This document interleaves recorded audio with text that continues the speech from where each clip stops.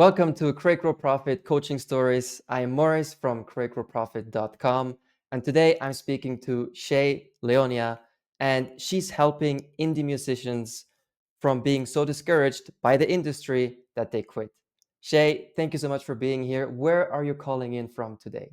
I'm actually calling in from Philadelphia.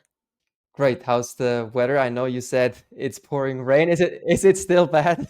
It just calmed down for a moment, but my goodness, I thought I was gonna get swept away a few minutes ago. So Yeah, let's hope we keep the connection. So, Shay, what kind of people are you working with today and what kind of coaching do you do? I am an indie musician coach, and what I do is I help independent musicians to create a career on their own terms, on their own idea of what success means. Because I feel right now that a lot of the messaging that's out there for independent musicians is very geared towards a one size fits all message. And that is what continues to feed into the discouragement of these musicians that just figure, hey, I don't have the vanity metrics, I don't have the listenership, and I'm not going to make it big, so I might as well just stop altogether. What are some of the vanity metrics that indie musicians are pressured by the industry? Oh my goodness. It's all about social media followers. It's all about how many people are listening to your song on Spotify, how many people are pre saving, how many people are coming to your shows. Those are all the numbers that will instantly make somebody feel like a failure if they're not living up to the hundreds of thousands number mark that has been set by whomever it is.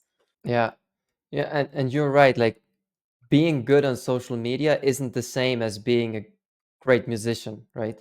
Absolutely not. Yeah, completely unequal. So you mentioned the one box fits all approach in the industry. I think it's quite similar with the coaching industry too, where you see coaches copying what the big coaches do, and it becomes this homogeneous kind of content and sea of coaches that we observe online. How do you help your indie musicians find their way? Oh, that's a great question. So I absolutely have my system set up when approaching work with a new musician, especially if I don't have a relationship with them prior to us working together.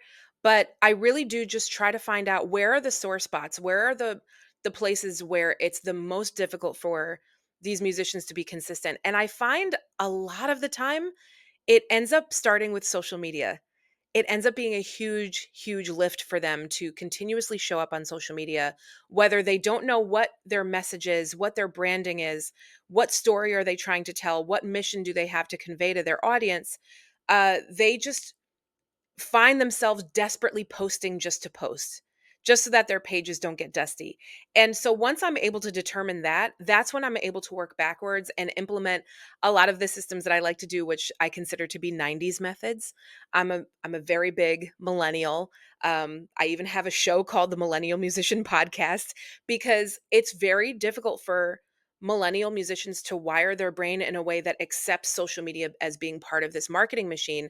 But what they fail to realize is that there's still a hefty amount of history and evidence from the decades before social media where people were still able to promote themselves, whether they were signed to a major label or not. So I like to really find out, okay, well, what could you be doing that has nothing to do with social media, but social media could help amplify?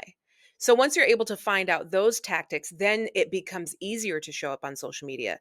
I think another piece of it is that part of the blanket advice that they're given is you need to be showing up on social media every single day. Well, that might not work for you, especially if you're a musician that or a person period that values work-life balance. It might be more realistic for you to be consistent by posting once a week. And if that's something that you want to start off doing, let it be enough. Let it be okay that you're just showing up once a week, but as long as you're able to make that one time be intentional, strategic, and so that you don't feel like you're just wasting away on a platform, scrolling endlessly and wishing that people were liking your posts. That quickly leads people to quit in all industries. You mentioned something that I really like. You said, I'm just going to call it the 90s promotional methods. Is that okay? Absolutely, yes. Before social media, or how you said things outside of social media. I really like that because I think that is the key to this online world in many ways is do something offline and then talk about it online as opposed to living purely online and playing the social media games. Did I understand that right? Yeah, absolutely. I think, we've heard this phrase as musicians our whole lives, as artists, period, that art imitates life. But I feel like people don't apply the same rule to social media. On social media, you have to be proving. You're constantly going on there to prove to someone who you might not even know or ever meet or hear from, just existential person that is practically your confirmation bias on whether or not they like what you're doing. And instead of being performative for them, you start to detach from who you are. It's really this separation, this pulling apart.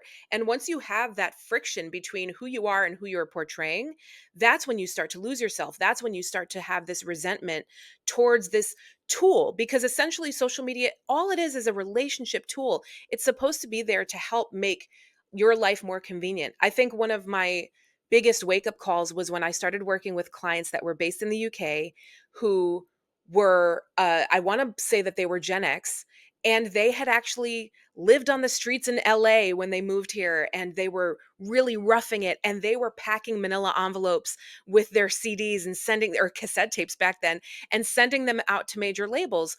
So when it came time for me to work with them, they were like, man, these kids have it easy today. We went through the trenches, and it was never as easy as just sending somebody a DM. But if you talk to somebody who's only ever known the struggle of showing up digitally, it's suddenly this heavy lift, like, oh, I have to click to open another window, or oh my God, I have to actually research who this person is that I want to share my music with. And I'm like, yeah. And it used to be way harder, but you can go back to that if you would like. So, do the old ways still work? I think so in many ways. And in fact, I think that a lot of the old techniques give you an edge. They give you an edge in terms of longevity and I think stamina, but I think that they also give you an edge in standing apart from the sea of sameness that's out there right now. Like you said, the homogenous environment that is marketing yourself. So, sounds like social media is a, a big part of your coaching, or maybe not chosen by you, but dictated by the industry. It's a pain point for sure for a lot of my clients. What are some of the other things that you work on with your clients? I would say the promotion after the song is released. That ends up being a huge dead end for a lot of musicians where they're leading up to it and they're so excited. It's like, you know, I'm trying not to be filthy here, but it's like their first time having sex with someone. It's like they're so excited to finally do it, but then after it's done, they're like, "Okay, bye. That was nice. Call you sometime. See you later." And they don't know what to do after that. And they don't realize that there still has to be a strategy that doesn't lead up to the point of release and then stop completely, because nobody's going to enjoy that after that. What you have to do is create a strategy that's overarching the entire experience and really showing people that you weren't just trying to get their attention the whole time just to do you a favor of checking out my music. It's more so that you have really created an experience that you think will enhance their life. And if that's the case, the promotion isn't going to stop by the time the song is out. You're going to find new ways for them to consume the material, new ways to find out what they actually think of the song. Do they know of anybody that they think it would be useful to hear in their car when they're driving down the street? If they need help going through a breakup, if they want the new song on their workout playlist, there has to be something that extends over time. And I think my personal gripe, and something that, yet again, another thing that I have to like deprogram my new clients from, is this thought of, oh, you have to be putting out a song a month. If you're putting out a song a month, it's too much. There's this Anthony Fantano sound that bite that became popular, where he was watching um, a pizza pie get cut into a bunch of different slices, and no matter how many times you thought that they were done slicing the pizza, they sliced another slice. And he said that's too many slices, and that's exactly how I feel about the song a month approach. it's just too much, and you're not giving your audience enough time to absorb the one at a time song experience that they deserve and that your music deserves. Great analogy with the pizza. Yeah, don't slice my pizza too much, please. Yeah, it's too much, and then it becomes nothing, and you don't get to savor anything. What's left? Yeah, and thank you for making these specific examples because now I understand much better which vanity metrics indie musicians are dealing with, like one song per month and the followers and posting every day.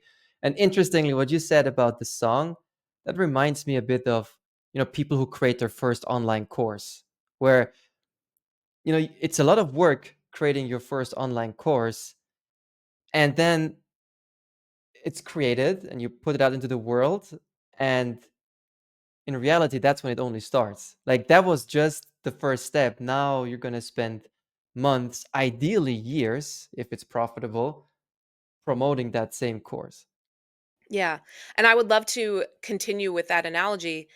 What's interesting to me about how we all market ourselves, whether we're coaches or musicians, is that a lot of times we will tell ourselves that once I have this thing, once I have the money to invest in this new platform or this exciting tool or this shiny new object, that's when I'll be able to tie everything together. And suddenly I'll wake up and I won't be a pumpkin anymore. I'll be a princess.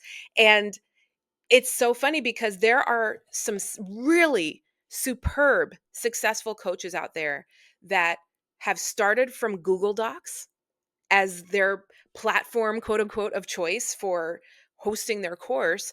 And to this day, it was never broke, so they never fixed it.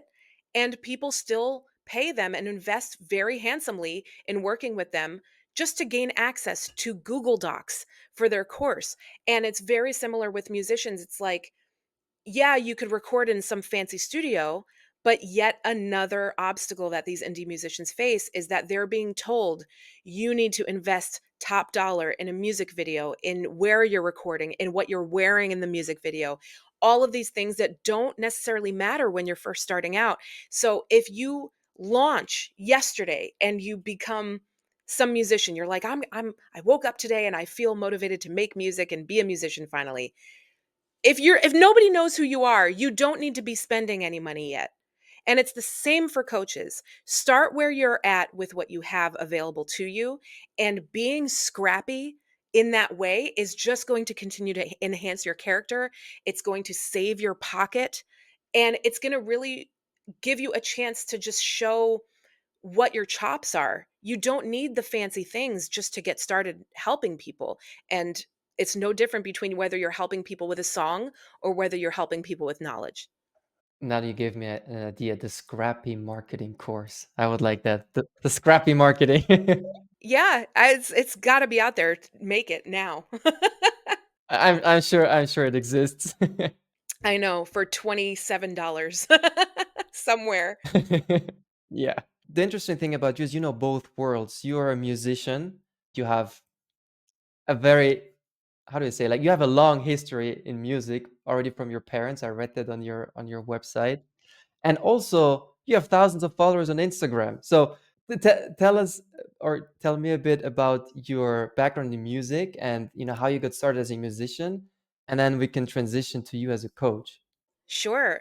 So as you were saying, I was raised in a family of professional musicians. My father and brother, both professional jazz trumpet players. Um, as part of that, they worked multiple jobs. So they were music teachers by day, they were gigging at night, they were teaching private lessons in the afternoons, doing parades and all types of random gigs. They were also studying at certain points under very prolific music teachers. My sister was also a flautist and a trumpet player as well, and they're all much older than I am. So by the time I came along, uh, I remember, I wanna say it was maybe 4th grade when the music teacher comes around to all the classes and says, "Who wants to sign up for an instrument?" And they saw me and they said, "Oh, we know who your family is. Alright, give her a trumpet." And so they immediately bumped me up because I had already known how to play trumpet from just being in the sauce of my family. And yeah, I played trumpet all through high school. Um, but at the same time, I was also a dancer, and I was also singing, and I was very, very big in my dance school.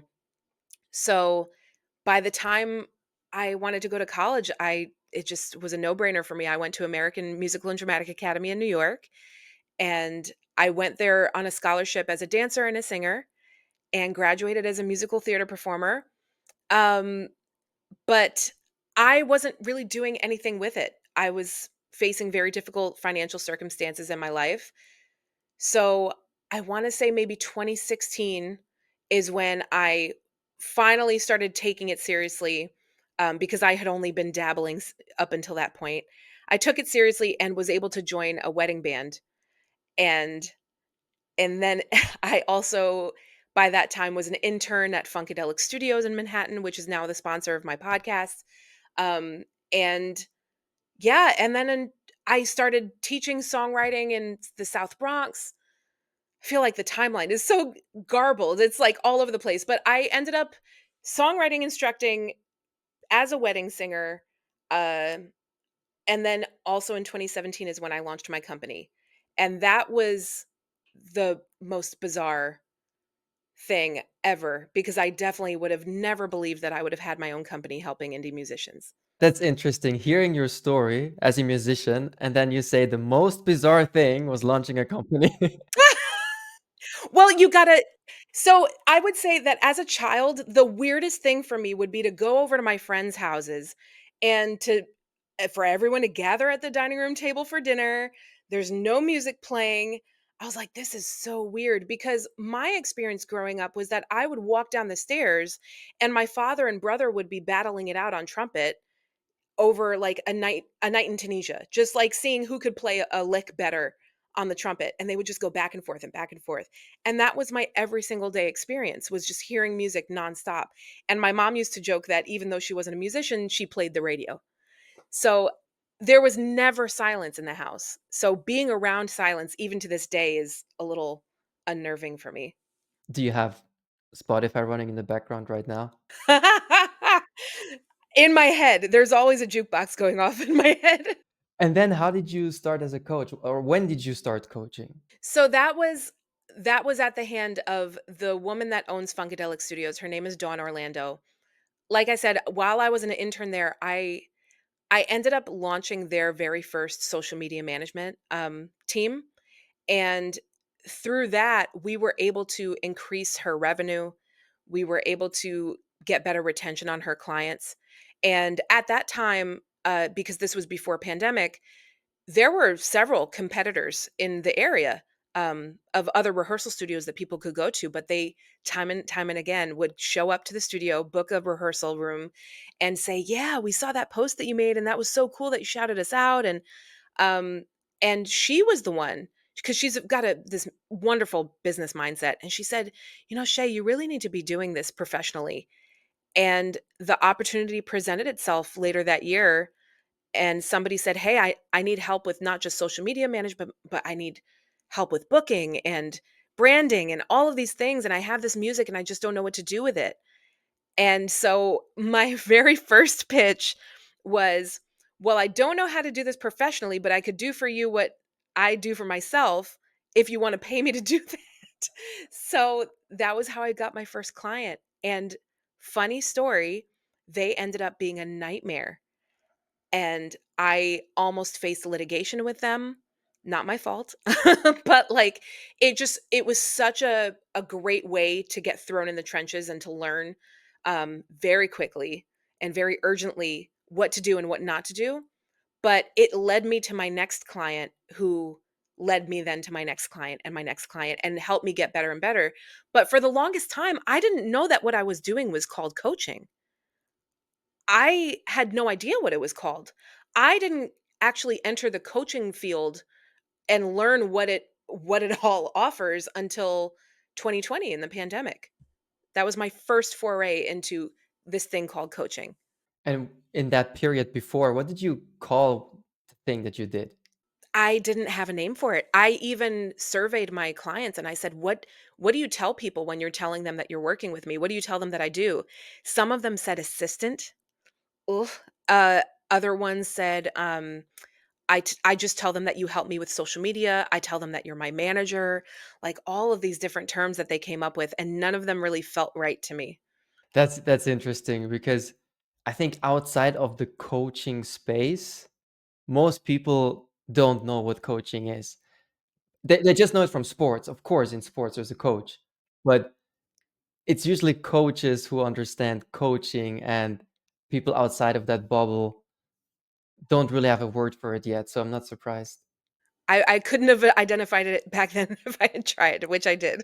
But it sounds like you were always really good at promoting yourself or helping others promote themselves. Was that natural for you, or how did you figure that out? Well, I think I kinda Mr. Miyagi'd myself in that I never considered that I was promoting myself. It was always just I had a commitment to really fostering strong relationships and making sure that they remained strong. I've always been somebody that likes to talk to people and be around people and support other people, and so I was always trying to continuously be in that generosity mindset of what can I do to help somebody right now? Oh, are they having a show? Can I make it? Okay, I'll go. Can I not make it? All right, I'll buy a ticket anyway just to support them. Is it somebody's birthday that I just met? I'm going to make sure I reach out and wish them a happy birthday. But it was never a strategy thing. It was always just, I want, love having people in my life and I want to make sure that I keep these people around. Um, it wasn't until I looked back, in retrospect and realize, "Oh my gosh, that whole time you were really networking your ass off."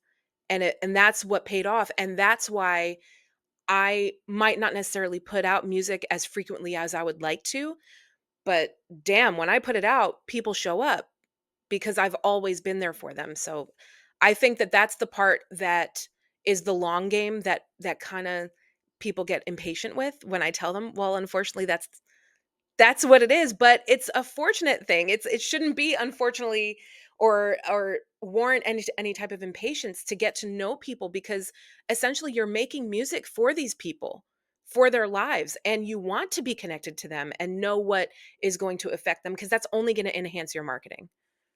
Yeah, so beautifully said, Shay. One follow-up question. This networking mindset that you had, did that translate to what you did online too? Like especially on social media? Yeah, I would say it did in the sense that I use social media to supplement what type of knowledge I was able to gather. So if someone is sharing, that that they just became an uncle for the first time on social media, then I'm able to maybe reach out in a more intimate way, like take it over away from social media to a text if I have that relationship with that person. Hey, haven't heard from you for a while, but I just wanted to let you know I saw your post on Instagram. Congratulations on becoming an uncle. The baby's perfect. Just doing something that's genuine. So finding those genuine things and that's super useful, especially when you're trying to reach out to journalists or people that have playlists that you want to get your music on, but doing it in a way that's not transactional. I think that's where the ball gets dropped a lot is I'll never forget, like, one of my first networking opportunities that I went to. It was this mixer at DigiWax in Harlem, and I was advised to start going up to people, tell them that I'm a singer, tell them, "Hey, here's my name and here's my music, check it out." What a huge mistake.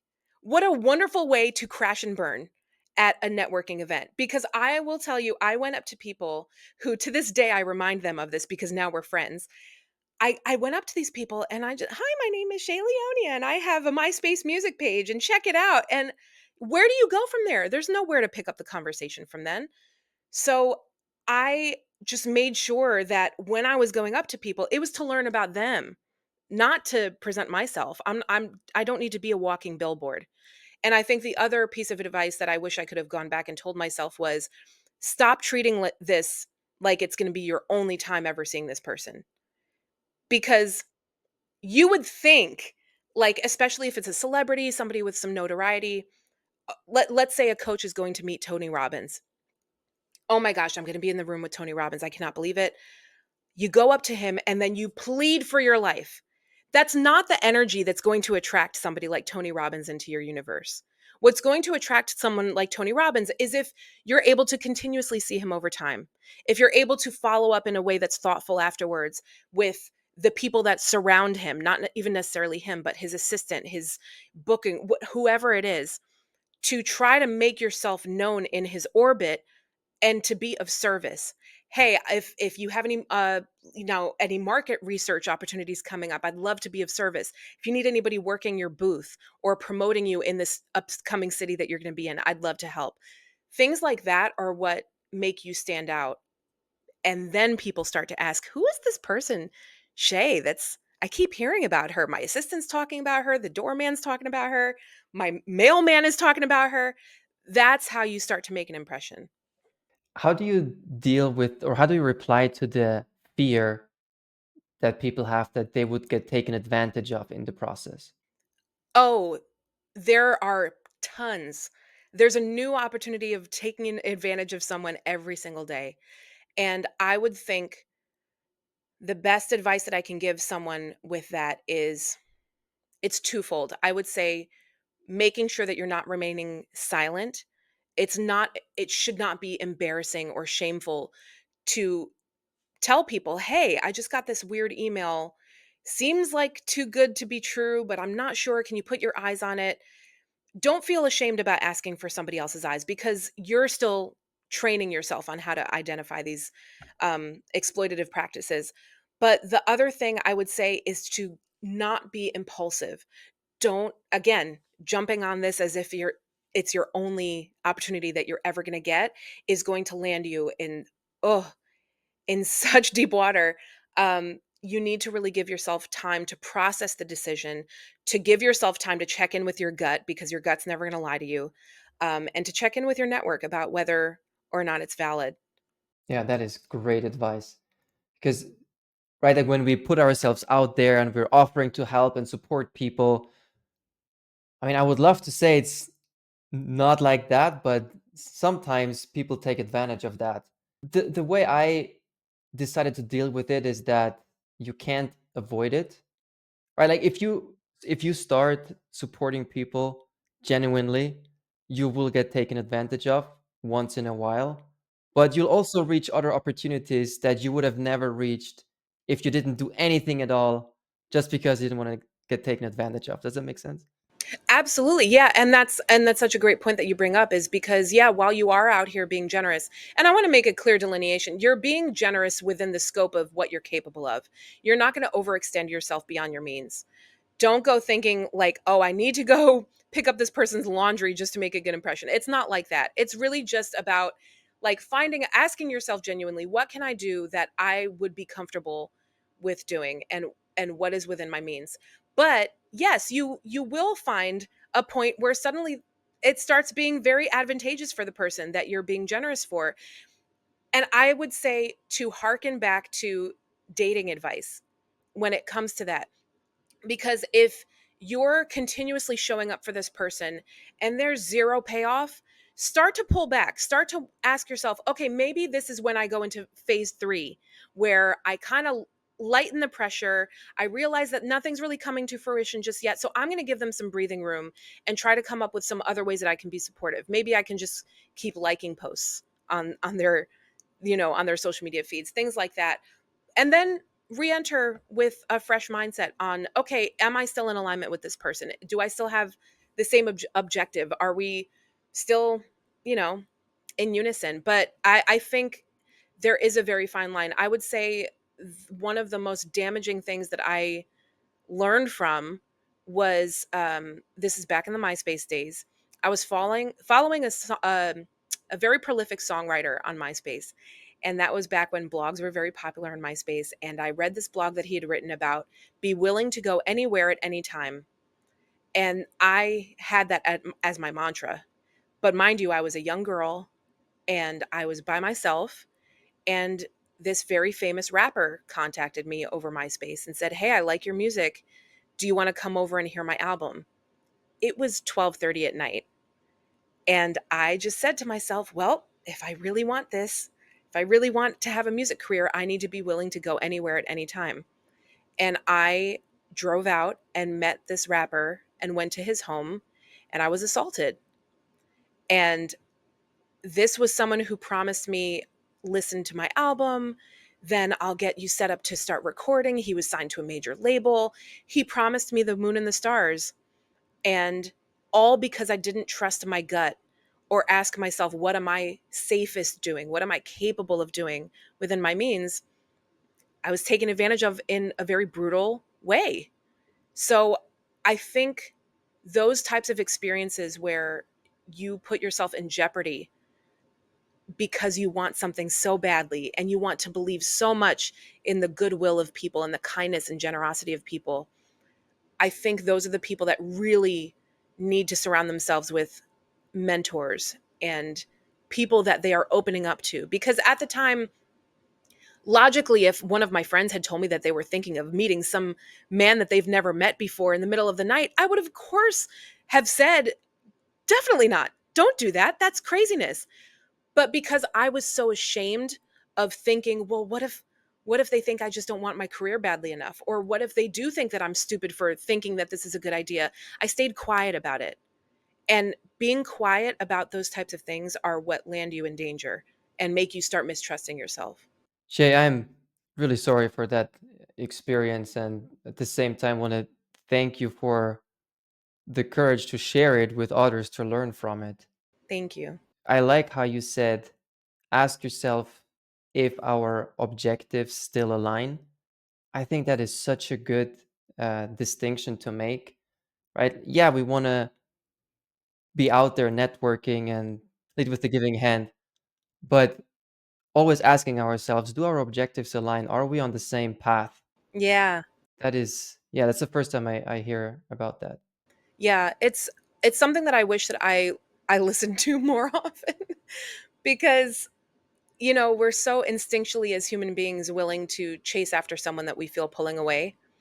Um, but sometimes it's for the best. I when I was going to college, Kanye West was the biggest deal in the world, and he was my absolute favorite. You couldn't catch me dead going anywhere near that man these days because we do not align any longer, and people grow and change, and you're allowed to change your mind. And I wish that I would heed my own advice a lot more often because I have been stuck in some situations where I've hired coaches where had I just taken a few more beats, I think I would have realized, oh, this person's feeling a little manipulative or wants me to drain my credit line just to work with them, and that's never a good sign. Yeah. And the other thing I really want to highlight is you made such a good distinction. There's some people who, myself included, who like to do too much for others. And if you're in that category, as you said, that's a pretty solid warning sign to get a mentor, get a coach, and start opening up to your network and checking in. But then there's also the other group where there may be, right on the other side where they never want to do anything for others. I don't know, like if I can say it like that. But I mean, we all, I think we all intuitively know in which camp we're in. Neither is better or worse. They both have their, right? Like people who are more protective of themselves, they probably rarely, if ever, get taken advantage of. And then the others, yeah, maybe you're generous, but you get taken advantage of regularly. So I think that was really good advice. But you can't build your bullshit meter if you're in the other camp. You won't be exposing yourself to enough risk to get to fine tune that meter because now I can sniff a scam pretty well from pretty far away. But if you're not ever exposing yourself to that risk, then you're never going to have that sensibility. Mm. Yeah. No, no. Yeah, you're right. That's such a good point. One final question regarding your success on social media and with your company. What would you tell a coach who is now going on social media, right? Zero followers, zero following. How can they implement your mindset in a daily or weekly activity? First of all, don't start off with automation. I would say start off organically. Some automation that I would recommend avoiding if you're just starting off is any chat bots, any DM or comment the word, like comment the word blog and my auto bot will respond to you. No, you don't need to do any of that right now. If you have no following and you're brand new, that is an advantage. And the advantage there is that you actually have the time to speak to people and to get to know them and to fine tune what it is that you're offering. Don't let a bot take that over, because you want to make sure that you are actually having organic exchanges with people, because that's only going to help you foster what it is that you're offering. I can't even begin to tell you like what I thought my coaching was going to end up being versus what it did end up becoming, all because I took that time. And I think that too often people are like, "Oh no, nobody knows me online, and I just started. I'm brand new." That's the perfect place to be. Great. Thank you so much, Shay. Where can people find you? So if a coach struggling really likes what you're saying, are you also open to helping other coaches, or do you only work with indie musicians? Of course. No, I'm totally open to talking with other coaches. I love other coaches. I especially love keeping other coaches from doing the things that that I've run into that have made me just ugh. So yeah, for sure. Absolutely reach out to me on Instagram. You can find me at Shay Leonia.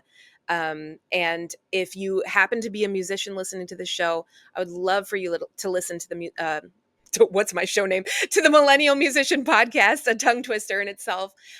Because again, I want to keep indie musicians creating music, because every song that they put out has the chance to help or affect somebody's life who they might not ever meet, but they will never be able to put out that song if they quit. Perfect. I will put your links below this episode. And whoever's listening, if you're thinking of quitting, don't quit just yet. Talk to Shay first. Yes. Great. Thank you so much, Shay. Thank you, Morris.